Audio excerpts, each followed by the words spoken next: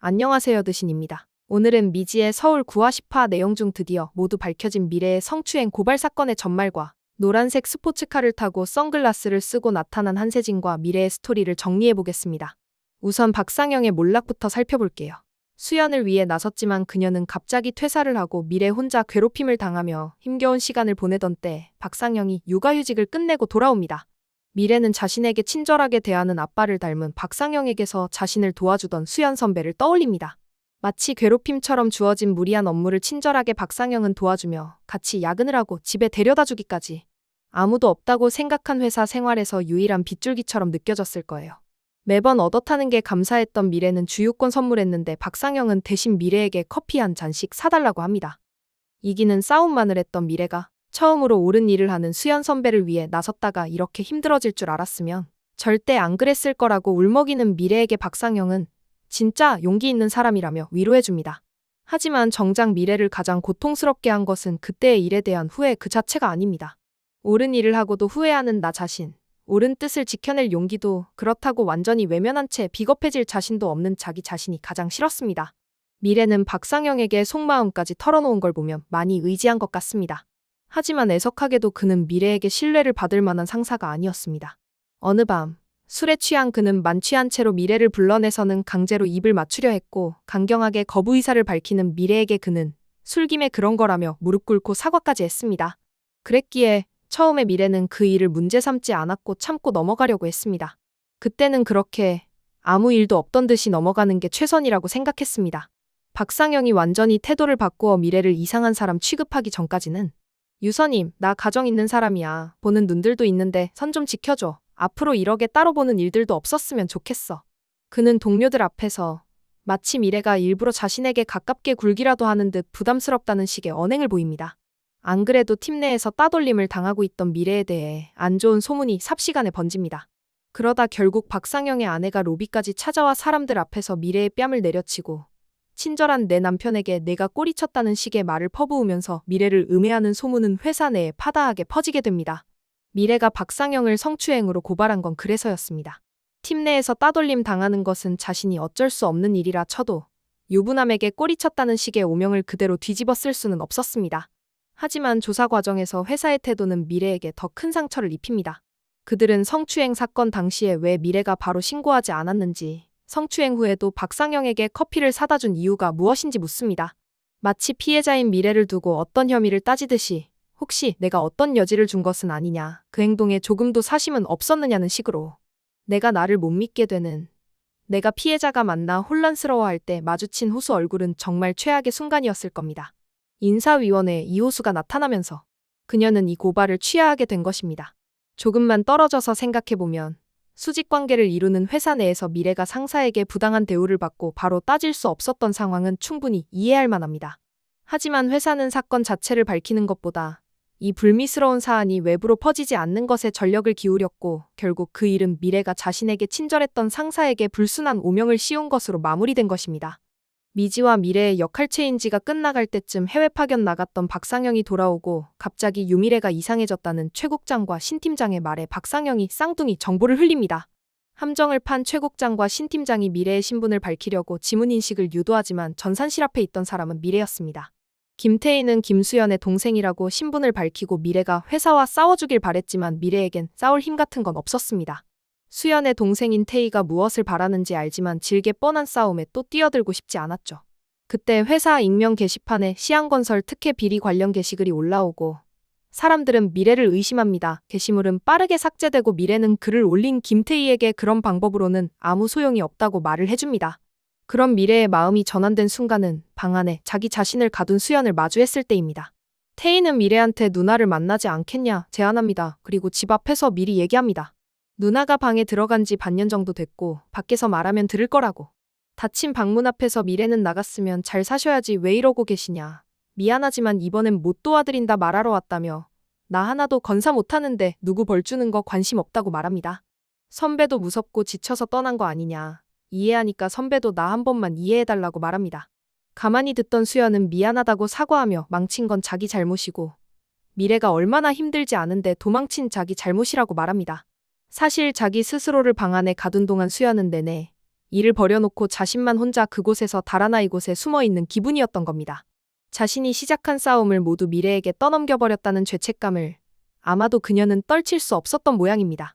어려운 사람을 보면 그냥 지나치지 못하고 늘 올바르게 양심적으로 행동하려 했던 평소의 성정대로.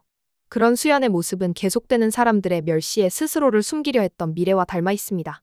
피해를 입은 상황임에도 혹시나 내가 무엇을 잘못한 게 아닌가 스스로를 의심하고 자책하던 자신의 모습과 피해자가 여지를 주었기 때문에 그런 일이 벌어졌다는 것은 가해자의 뻔한 변명에 불과합니다. 선배가 왜 미안해요? 왜 선배가 미안해해요? 진짜 미안해할 사람들은 사과도 안 하는데. 뭘 잘못했는데요? 선배는 피해자잖아요. 옳은 일을 해놓고 왜 이러고 있어요? 어쩌면 미래는 잘못한 것 없이 자책하는 수연을 보며 그런 자신의 모습을 비춰보았는지도 모르겠습니다. 때로 우리는 타인에게서 나와 닮은 모습을 마주했을 때 차마 내게 해주지 못했던 말들을 꺼내놓곤 합니다. 지금 이 순간 미래가 수연에게 그러하듯 내 탓이 아니라고. 나는 그저 피해자일 뿐이라고. 수연과의 만남 후 복잡한 심정으로 집에 돌아오는 미래를 기다리고 있는 박상영. 그는 미래한테 신사옥 업무에서 일방적으로 빠지기로 하는 바람에 위에서 난감해하니 당분간 7달 지사로 가라고 자기가 팀장 되면 다시 불러주겠다고 회유하기 시작합니다. 미래는 미지가 메모로 남긴 녹음 파일 속 내용을 말하며 책임지고 곤란한 일 안 당하게 정리해준다고 하지 않았냐 따지지만 박상영은 그건 글 올라오기 전 얘기라고 합니다. 미래는 그 익명 글 자기가 올린 거 아니라고 말하지만 그걸 누가 믿냐. 수연이 보고도 배운 게 없냐며 너만 다치니 괜히 덤비지 말라고 충고합니다. 미래는 예전과 똑같다며 과거 성추행 때도 용서를 빌다가 갑자기 피해자로 둔갑하지 않았냐고 말하고 뭔가 이상한 걸 감지한 박상영은 미래가 녹음하고 있던 걸 눈치채고 힘으로 핸드폰을 뺏고 녹음 파일을 지웁니다. 그는 이건 진실 게임이 아니라 평판 대 평판 싸움이라고 내가 무슨 수를 써도 다 네 잘못이고 내 편은 없다고 협박하며 뻔뻔함에 절정을 보여줍니다. 그때 갑자기 나타난 정의의 미지.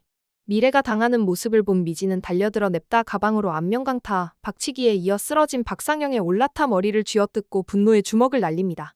놀란 미래는 두리번거리며 말리는가 싶더니 망을 봐주며 아무도 안 온다고 더 때리라고 합니다. 셋은 나란히 경찰서에 가고 듬직한 미지 남친 호수가 가해자 변호인으로 달려옵니다. 호수는 과거 미래를 성추행해서 사내 고발당한 전력이 있는 사람이 집으로 찾아온 것도 모자라 손목에 상해를 입혔으므로 미지의 행동은 폭행이 아니라 구조며 정당행위라고 주장하지만 박상영은 무고라고 되려 당당하게 옵니다. 뒤에서 듣고 있던 미래는 달라진 표정으로 이번엔 취하 없다고 성추행 및 명예훼손으로 고소하겠다고 말합니다. 나에 대한 의심이 거친 자리에 새살처럼 차오르는 용기. 그 용기로 무거운 한 걸음을 내디딘다. 이미 겪어 익숙한 그 두려움 속으로.